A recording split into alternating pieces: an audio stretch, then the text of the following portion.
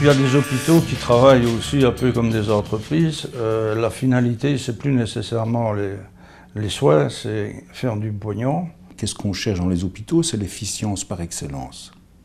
C'est-à-dire, au plus vite atteindre le résultat en dépensant le moins possible de ressources, que ce soit financières ou d'heures de travail pour les infirmiers. On peut économiser, par exemple, dans le fait que trop d'examens ou trop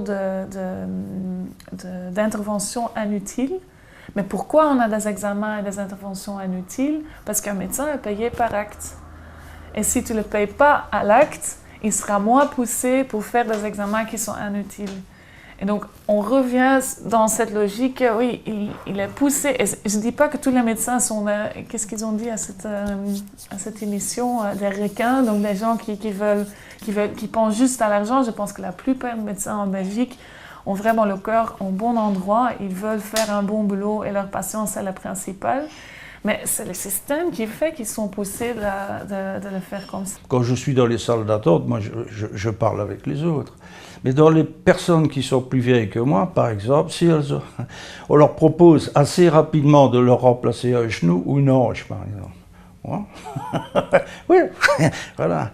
Et puis, les personnes qui ne se laissent pas faire et qui demandent plusieurs avis, donc, parce que le médecin, parfois, c'est un demi-dieu, on croit tout ce qu'il raconte.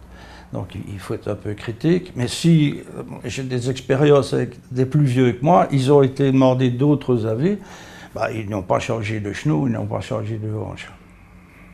Les médicaments, c'est un poste où on peut économiser énormément d'argent, mais le problème n'est pas que les médicaments sont juste trop chers. Non, il y a des entreprises et une industrie pharmaceutique qui est derrière, qui voit qu'il y a beaucoup de pognon à gagner là-dedans.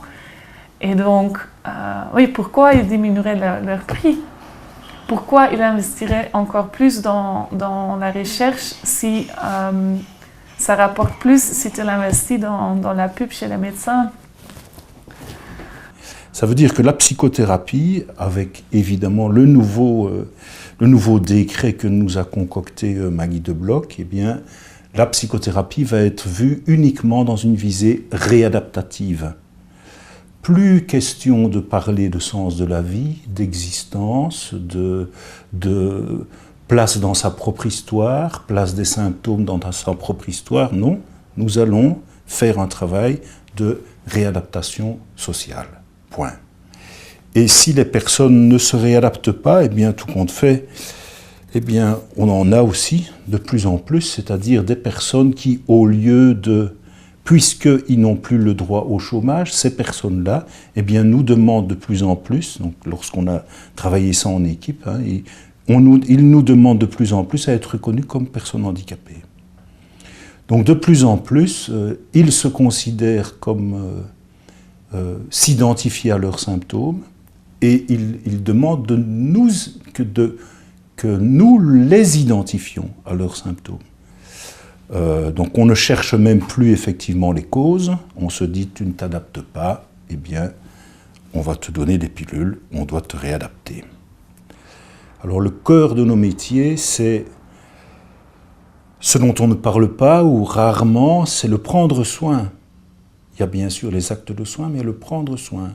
L'installation de l'ambiance, l'installation de l'alliance thérapeutique entre le patient et le thérapeute, je l'appellerai comme ça, ou le soignant. Cette installation est faite de prendre soin, c'est-à-dire tout l'art et la manière de rendre le patient plus apaisé, de le considérer comme une personne à part entière. Tout ça aussi aux oubliettes de l'histoire. Il y a des pilules à donner, c'est comme ça que tu dois faire, prends ton semainier et les pilules au jour et à l'heure. La politique de santé publique actuelle, elle ne voit, et ça j'insiste là-dessus parce que j'ai beaucoup travaillé avec eux, donc je le sais, pour l'avoir, pour m'être coltiné avec eux, elle ne voit qu'un patient théorique, pas un patient qui vit des difficultés dans toutes ses dimensions, mais un patient théorique, un diabète, c'est un diabète.